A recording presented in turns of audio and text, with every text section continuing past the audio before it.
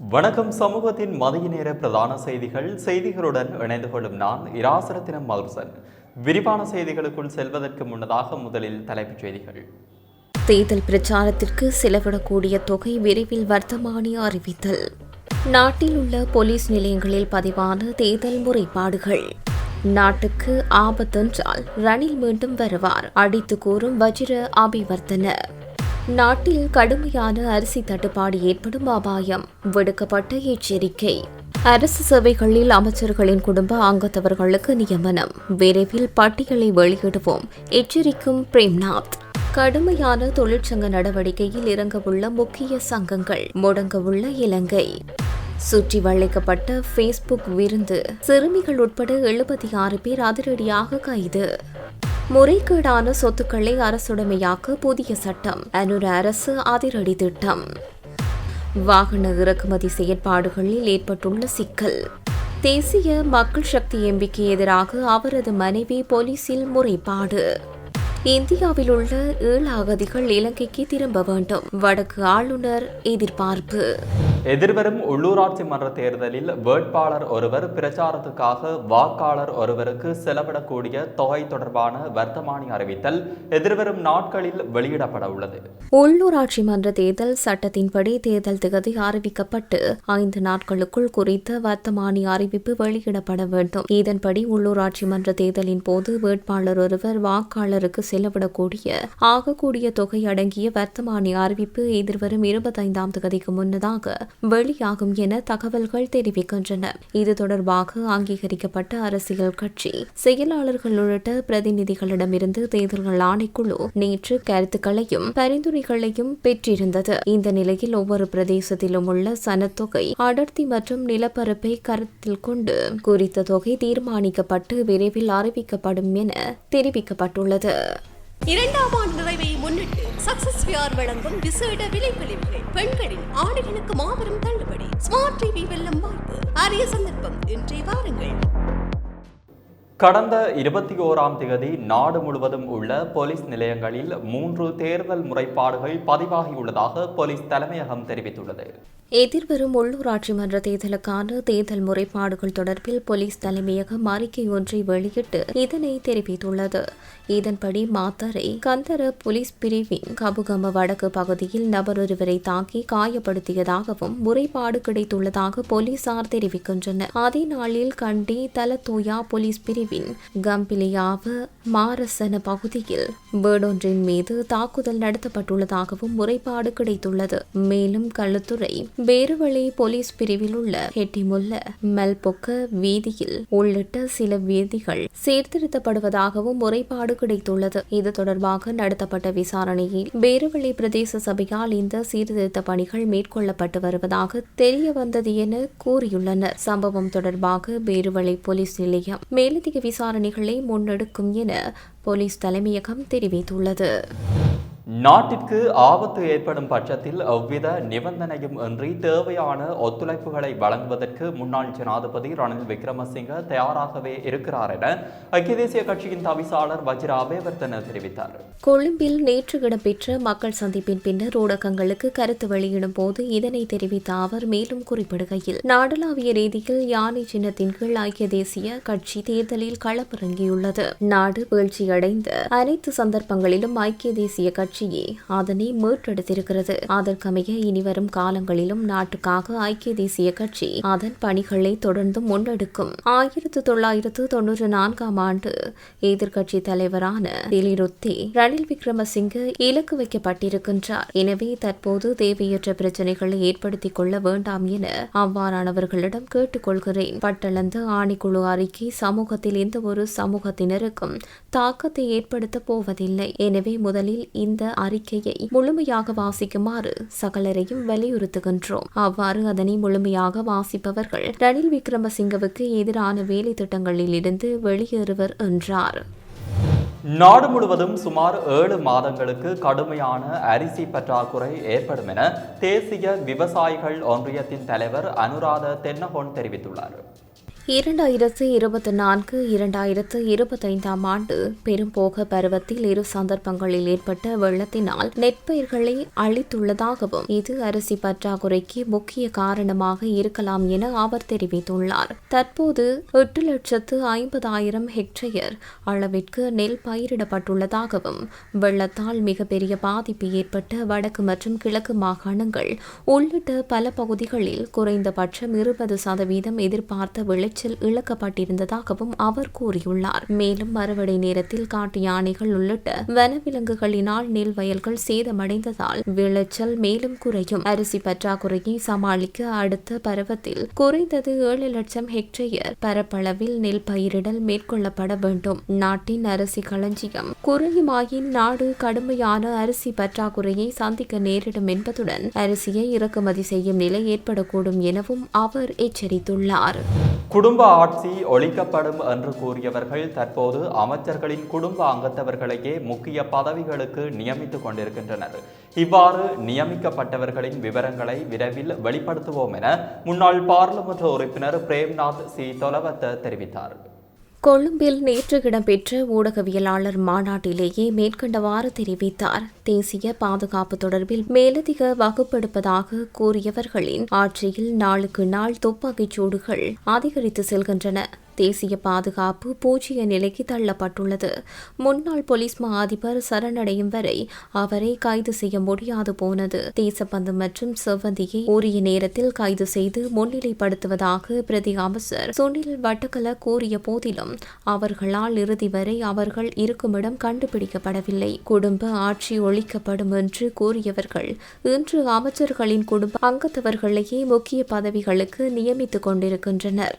இவ்வாறு நியமிக்கப்பட்டுள்ளவர்களின் விவரங்களை விரைவில் வெளிப்படுத்துவோம். அரசு சேவையில் உள்ள பிரதான அதிகாரிகளுடன் அரசாங்கம் மோதுவதால் அரசு சேவை கட்டமைப்பு சீர்குலைந்துள்ளது. அரசாங்கம் போலீஸ் ஆணைக்குழுவுடன் முரண்படுவதால் தான் தேசிய பாதுகாப்பு கேள்விக்குள்ளாக்கப்பட்டுள்ளது. எனவே இந்த நேரத்தில் 60% வாக்குகளை கூட அரசாங்கத்தால் பெற்றுக்கொள்ள முடியாது என்றார். தபால், ரயில்வே, சுகாதாரம் மற்றும் பல்கலைக்கழக ஆசிரியர் சங்கம் உதவித்தொகை, விடுமுறை கொடுப்பனவுகள் மற்றும் பதவி உயர்வுகள் ஆகியன குறைக்கப்பட்டதற்கு எதிராக கடுமையான தொழிற்சங்க நடவடிக்கையில் இறங்க உள்ளதாக தகவல்கள் வெளியாகியுள்ளது. தொழிற்சங்க தலைவர்களுக்கும் அந்த துறைகள் தொடர்பான பிரதிநிதிகளுக்கும் இடையில் இடம்பெற்ற நீண்ட கலந்துரையாடலில் இந்த தீர்மானம் எடுக்கப்பட்டுள்ளது. இந்த வருடத்திற்கான வரவு செலவு திட்ட முன்மொழிவுகளினூடாக சில சம்பள அதிகரிப்புகள் மேற்கொள்ளப்பட்டுள்ள போதிலும் மாதாந்த சம்பள அதிகரிப்பு குறைக்கப்படும் என தொழிற்சங்கங்கள் சுட்டிக்காட்டியுள்ளன. அரசுடன் பல கட்டு பேச்சுவார்த்தை நடத்தியும் எந்த பலனும் ஏற்படாததால் எதிர்காலத்தில் அனைத்து தொழிற்சங்கங்களும் கடுமையான தொழில் நடவடிக்கையில் ஈடுபட முடிவு செய்துள்ளதாக அவர்கள் தெரிவித்தனர். சீதுவ கிடிகொட பெல்லனவத்த பகுதியில் உள்ள ஹோட்டல் ஒன்றில் இளைஞர்கள் குழுவினால் ஏற்பாடு செய்யப்பட்டிருந்த ஃபேஸ்புக் விருந்து ஒன்று நேற்றிரவு சுற்றி வளைக்கப்பட்டுள்ளது. சுற்றி வளைப்பில் 15 பெண்கள் உட்பட 76 பேர் கைது செய்யப்பட்டுள்ளதாக போலீசார் தெரிவித்தனர். சந்தேக நபர்களிடமிருந்து போதைப் பொருள், கேரளா கஞ்சா மற்றும் சட்டவிரோதமான இறக்குமதி செய்யப்பட்ட சிகரெட்டுகள் என்பன கைப்பற்றப்பட்டுள்ளன.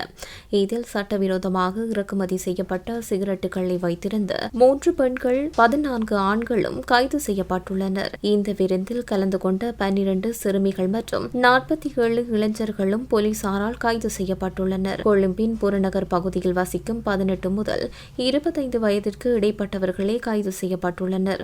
சம்பவம் தொடர்பில் சீதுவ போலீசார் மேலதிக விசாரணைகளை மேற்கொண்டு வருகின்றனர்.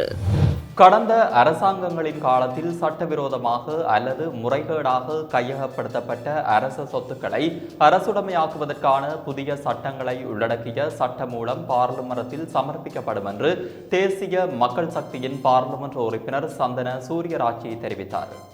குறித்த சட்டம் மூலம் ஏப்ரல் மாதம் 8ஆம் தேதி பாராளுமன்றத்தில் சமர்ப்பிக்கப்படும் என்று அவர் குறிப்பிட்டுள்ளார். இந்த சட்டத்தின் மூலம் இந்த நாட்டில் அரச சொத்துக்கள் மற்றும் பொது நிதியை துஷ்பிரயோகம் செய்யும் தனிநபர்களின் எந்த ஒரு சொத்தும் நீதிமன்ற நடவடிக்கைகள் மூலம் சட்டப்பூர்வமாக அரசுடைமையாக்கப்படும் என்று பாராளுமன்ற உறுப்பினர் சந்தன சூரியராட்சி மேலும் கூறியுள்ளார். பல்வேறு காலங்களில் இந்த நாட்டை ஆண்ட ஆட்சியாளர்கள் அரசியல்வாதிகளுக்கு நெருக்கமானவர்கள், உறவினர்கள் என அனைவரும் ஒன்று கூடி நமது நாட்டின் அரச சொத்து, அரச வளங்கள் மற்றும் அரச நிதியை பல்வேறு வழிகளில் துஷ்பிரயோகம் செய்து கையகப்படுத்தியுள்ளனர். மேலும் அவர்கள் அவற்றை தங்களுக்கு சொந்தமாக்கிக் கொண்டுள்ளனர். நாங்கள் இந்த நாட்டு மக்களின் அபிலாஷைகளை நாளுக்கு நாள் நிறைவேற்றி வருகிறோம். மேலும் இந்த நாட்டின் ஒவ்வொரு குடிமகனின் நம்பிக்கையையும் எவ்வித சலசலப்பும் இல்லாமல் நிறைவேற்ற தேவையான நடவடிக்கைகளை எடுத்து வருகின்றோம் என்றார். கொழும்பில் உள்ள சீன தூதுவரின் இல்லத்தில் முன்னாள் ஜனாதிபதி ரணில் விக்ரமசிங்கவுக்கு சீன தூதுவர் இராப்போசனம் வழங்கியுள்ளார். நாளை திங்கட்கிழமை ரணில் விக்ரமசிங்கவின் பிறந்த நாளை முன்னிட்டு இவ்வாறு ராப்போசனம் வழங்கப்பட உள்ளதாக தெரிய வருகிறது. இதன்போது ரணில் விக்ரமசிங்கவின் பாரியார் மைத்திரி விக்ரமசிங்கவும் பங்கேற்றமை குறிப்பிடத்தக்கது.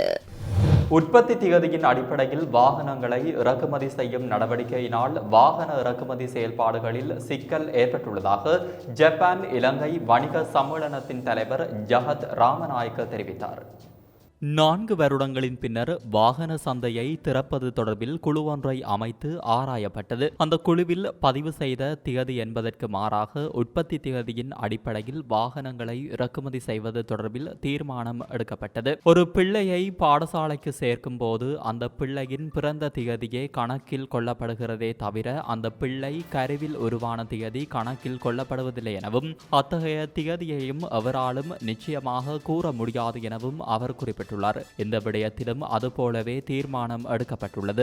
வாகனம் உற்பத்தி செய்த நிறுவனத்திற்கே இந்த வாகனம் எப்போது உற்பத்தி செய்யப்பட்டது என்பதை உரிய வகையில் கண்டறிய முடியாது. எனவே வாகனம் உருவாக்கப்பட்டு பதிவு செய்யப்பட்டு வீதி ஓட்டத்திற்கு தயார்படுத்தப்பட்ட தினத்தையே அதன் உற்பத்தி திகதியாகவே கொள்ள வேண்டும். இந்த சிக்கல் காரணமாகவே பல வாகனங்கள் துறைமுகத்தில் தேங்கியிருக்க வேண்டிய நிலை ஏற்பட்டுள்ளதாகவும் குறித்த பிரச்சனைகளை நிவர்த்தி செய்து முன்னதாக பின்பற்றப்பட்ட முறைமைகள் கவனத்தில் கொள்ளப்பட வேண்டும் என ஜப்பான் இலங்கை வணிக சம்மேளனத்தின் தலைவர் ஜகத் ராமநாயக்க தெரிவித்துள்ளார். இந்நிலையில் நாட்டிற்கு இறக்குமதி செய்யப்பட்ட வாகனங்களை விடுவிப்பதில் ஏற்பட்ட தாமதம் தற்போது தீர்க்கப்பட்டுள்ளதாக சுங்க ஊடக பேச்சாளர் சீவலி அருக்கொட தெரிவித்துள்ளார். அதன்படி அம்பாந்தோட்டை துறைமுகத்தில் சிக்கியுள்ள வாகனங்களை விடுவிக்கும் பணிகள் தற்போது நடைபெற்று வருவதாக அவர் சுட்டிக்காட்டியுள்ளார்.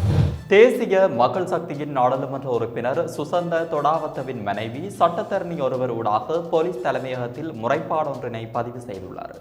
நாடாளுமன்ற உறுப்பினர் சுசந்த தொடாவத்த தமது பிராடோ ரக மகளுந்தினை வலுக்கட்டாயமாக தடுத்து வைத்துள்ளதாகவும் அது தொடர்பாக பிரியந்தலை போலீஸ் நிலையத்திற்கு முன்னதாக முறைப்பாடு அளிக்கப்பட்டதாகவும் முறைப்பாட்டாளர் தெரிவித்துள்ளார். எனினும் அளிக்கப்பட்ட முறைப்பாடு தொடர்பில் முறையாக விசாரணை மேற்கொள்ளப்படவில்லை எனவும் முறைப்பாட்டாளர் குற்றம் சாட்டியுள்ளார். இந்த நிலையில் தேசிய மக்கள் சக்தியின் நாடாளுமன்ற உறுப்பினர் சுசந்த தொடாவத்தவின் மனைவியான சட்டத்தரணி தஷிகா திசரங்கனி நேற்றைய தினம் சட்டத்தரணி ஒருவரின் ஊடாக போலீஸ் தலைமையகத்திற்கு சென்று இது தொடர்பில் முறைப்பாட்டை அளித்துள்ளார்.